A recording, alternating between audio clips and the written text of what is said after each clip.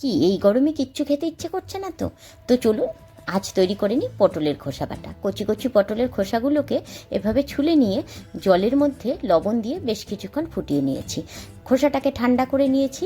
আর একটা মিক্সার গ্রাইন্ডারের জারে 10-12 কোয়া রসুন, 3-4টে কাঁচা পাকা লঙ্কা আর পটলের খোসাগুলো দিয়ে একটুখানি জল দিয়ে মিহি একটা সুন্দর পেস্ট তৈরি করে নেব। তারপর আর কি, কড়াইয়ের মধ্যে বেশ কিছুটা সর্ষের তেল দিয়ে কালো জিরে আর শুকনো লঙ্কা ফোড়নে দিয়ে দেব। বেশ একটু তেল বেশি করে দিলে তবেই খেতে বেশি টেস্ট হয়। এবার পটলের খোসা বাটাটা দিয়ে দেব, আর সাথে দিয়ে দেব পরিমাণ মতন একটু লবণ, একটু হলুদ গুঁড়ো আর খুব সামান্য একটুখানি চিনি।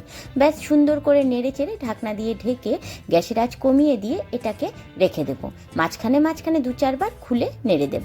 ব্যাস তাহলে আমাদের পটলের খোসা বাটা একেবারে রেডি।